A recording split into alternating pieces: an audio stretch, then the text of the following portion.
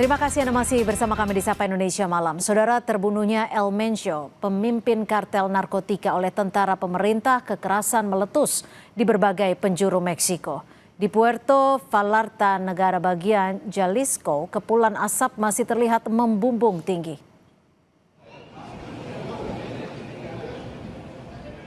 Rekaman ini diambil dari sebuah resor wisata menunjukkan kepulan asap membumbung di atas Puerto Vallarta. Sebuah helikopter tampak terbang di atas resort kota wisata tersebut. Kerusuhan terjadi setelah terbunuhnya bos kartel Nemesio Ruben Oseguera Cervantes atau El Mencho telah mendorong Amerika Serikat mengeluarkan perintah tinggal di rumah bagi warga AS yang berada di Jalisco, Guanajuato, Guerrero, Oaxaca, dan sejumlah tempat lain di seluruh penjuru Meksiko. Pemerintah Meksiko juga mengeluarkan kode merah dan merekomendasikan warga tetap tinggal di rumah.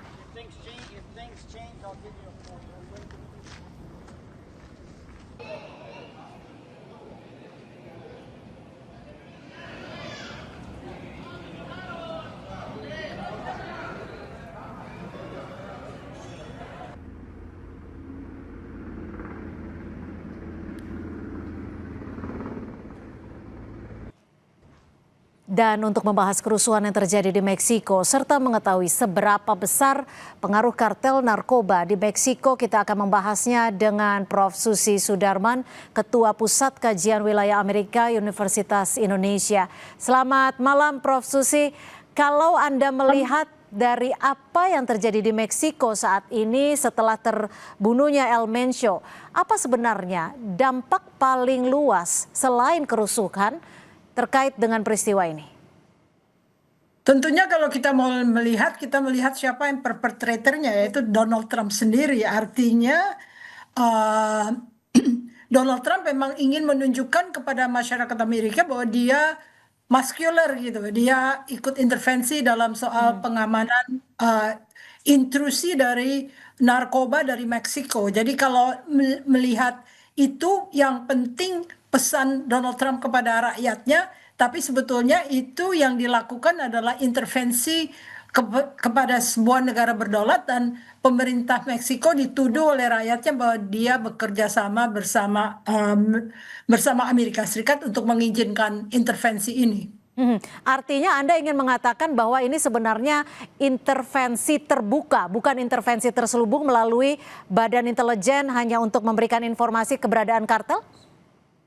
Tidak, yang masuk itu adalah Delta Force, memang tentara Amerika yang unggulan ya untuk meredakan masuknya obat-obatan yang terlarang itu ke Amerika Serikat. Memang sudah menjadi tujuan dari pemerintahan Trump ini sebagai kampanyenya ya sebelum dia berkuasa. Tapi Anda melihatnya, apa yang dilakukan Amerika Serikat melakukan intervensi langsung, kalau Anda tadi mengatakan bahwa memang Delta Force ikut langsung memberantas ini, apakah kepentingan Amerika Serikat hanya sekitar untuk memberantas narkoba atau ada kepentingan lain nih Prof?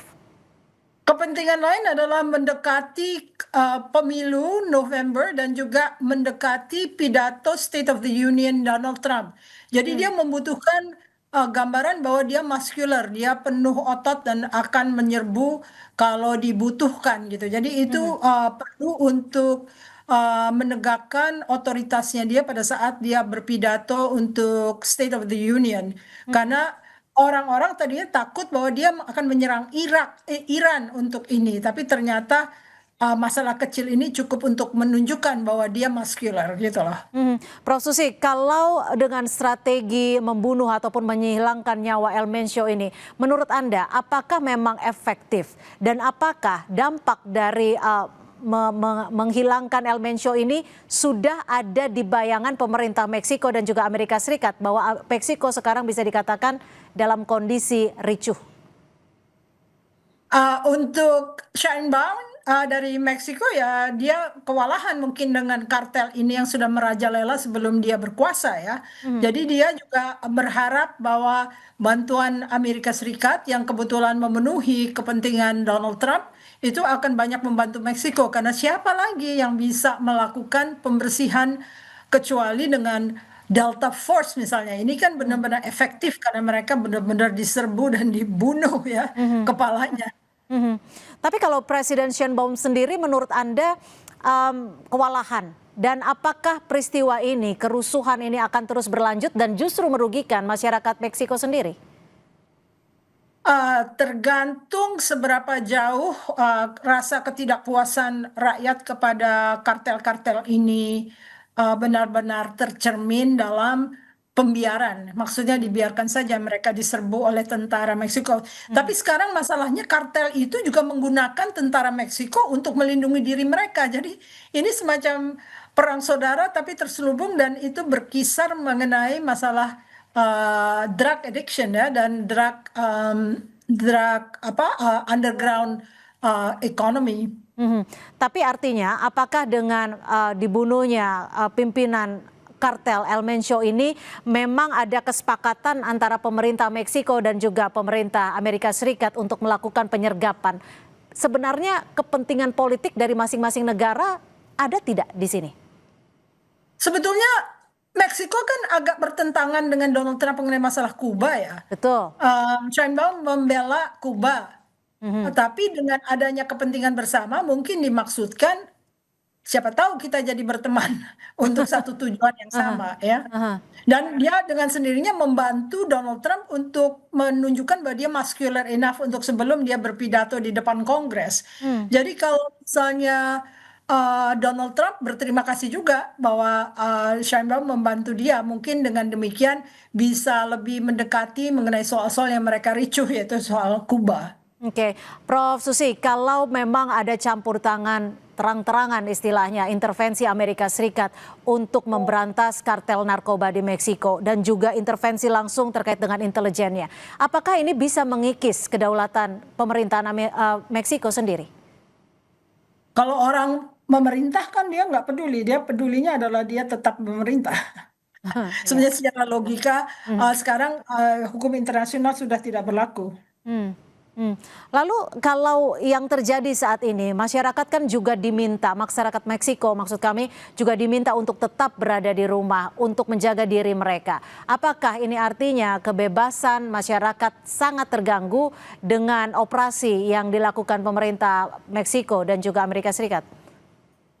Ya orang Meksiko pasti geram ya dengan adanya negara besar masuk ke negerinya karena mereka selalu berpendapat why God is so far and America is so close. Jadi ada rasa kegusaran juga karena mereka diperlakukan secara diskriminatif ya kalau mereka membantu ekonomi Amerika tapi mereka tidak diakui.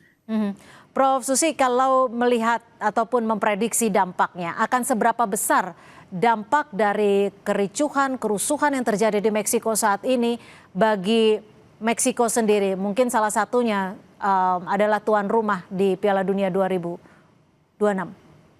Kalau Sheinbaum mau tetap berkuasa, tentu dia akan berusaha sedapat mungkin bahwa tentaranya bisa menguasai hal ini supaya dia tidak hilang muka di mata rakyatnya sendiri. Kira mungkin akan terselesaikan ya. Negara itu jauh lebih kuat dibandingkan siapapun yang akan menantang mereka. Nggak mungkin sebuah kartel itu menjatuhkan sebuah pemerintahan. Tapi kalau dari militer Meksiko sendiri yang istilahnya mungkin yang benar-benar pro terhadap pemerintah, cukup kuatkah? Saya kira kalau untuk kepentingan nasional mereka akan bersatu karena mereka juga akan diberikan senjata oleh Amerika Serikat dalam berbagai pemerintahan yang ada di Amerika Serikat ya. Kalau pemberantasan terhadap kartel-kartel narkoba di Meksiko setelah apa yang terjadi pada El Mencho ini, apakah nantinya ke depannya dalam jangka waktu dekat ataupun jangka waktu panjang akan diberlakukan pemberantasan lebih dalam lagi? Sementara Trump masih duduk dalam pemerintahan Amerika, dia memang bertekad untuk menghilangkan narco trafficking ini. Artinya masih ada kemungkinan besar terjadinya pemberantasan ataupun pembunuhan kartel-kartel di Meksiko? Ya 3 tahun ya cukup ya untuk membersihkan karena dia juga butuh nama baik menjelang pemilu. Oke, apakah bisa meluas di luar Meksiko nantinya? Saya kira sementara ini, konsentrasi pada Meksiko karena sebetulnya Trump ingin masuk ke Kolombia, ingin masuk ke negara-negara bagian lainnya di Latin Amerika, tetapi belum terwujud ya karena memang situasinya, tidak semudah itu untuk melakukan aneka teater perang. Yang paling mudah adalah menekan, kartel karena dia jauh di bawah kekuasaan negara. Ya, baik. Terima kasih Prof. Susi Sudarman, Ketua Pusat Kajian Wilayah Amerika Universitas Indonesia, sudah berbagi perspektif di Sapa Indonesia Malam. Selamat malam, Prof. Selamat malam, terima kasih. Terima kasih, Prof.